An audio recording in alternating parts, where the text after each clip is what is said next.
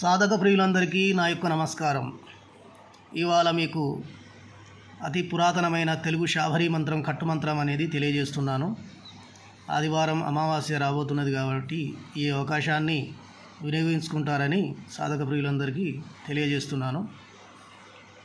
ఈ మంత్రం వచ్చేసి ఓం నమో ఊరికి ఉత్తరాన మర్రి కింద పుట్టలో ముని చంక బిడ్డ, దట్టి చంక జోలలో విభూది తీసుకొని ఆకాశము కట్టుదు, భూదేవతలను కట్టుదు, పారు దయ్యాలను కట్టుదును, ఊరి దయ్యాలను కట్టుదును, ఉగ్గిలింపునవే నాగసిద్ధుల కట్టు, నవకోటి సిద్ధుల కట్టు, ఊరి కట్టు, వాడ కట్టు, నవమూలికల కట్టు, ముని కట్టు, మోకాళ్ళు మోపూరి భైరవుని కట్టు, అరికాలు లింగదేవుని కట్టు, పిక్కలు భీముని కట్టు, కొంకులు కొమునూరు సిద్ధుని కట్టు, ఊరువులు ఈశ్వరుని కట్టు, నడుములు నాగేంద్రుని కట్టు, పేగులు పొన్నూరు గొడ్డ బాబయ్య కట్టు, బోరగుండెలు గురుమూర్తి కట్టు, కోరశ్రీల కట్టు, చన్నులు చౌడేశ్వరి కట్టు, భుజములు భూదేవర కట్టు, పెదవులు పెద్దన్న కట్టు, పండ్లు అష్టదిక్పాలకుల కట్టు, ముక్కంటీశ్వరుని కట్టు, కన్నులు కాటిదేవర కట్టు, చెవులు అనంతశేషుని కట్టు, నొసలు బ్రహ్మదేవుని కట్టు, శిరస్సు శ్రీహరి కట్టు, వెంట్రుకలు యముని కట్టు, కొప్పు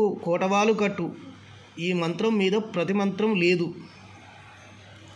ఈ మంత్రం ఈ విధంగా ఉన్నది. ఈ కట్టు మంత్రం అనేది ఏదైనా మంత్రసాధన చేసుకునే వాళ్ళకు ఈ కట్టు కట్టుకుంటే మనకు దేహరక్షణ అనేది ఉంటుంది. ఎక్కడి నుంచి ఎటువంటి ప్రమాదాలు ఉండవు. ఈ మంత్రాన్ని ఎక్కడన్నా రహస్య ప్రదేశాలకు పోయినప్పుడు కానీ, ప్రయాణాలలో ఉన్నప్పుడు కానీ ఈ మంత్రాన్ని మనం చేసుకొని కట్టుకొని మనం బయటికి వెళ్తే ఎటువంటి ప్రమాదాలు అనేవి జరగకుండా ఉంటుంది. ఈ చాలా అద్భుతమైన మంత్రం ఇది.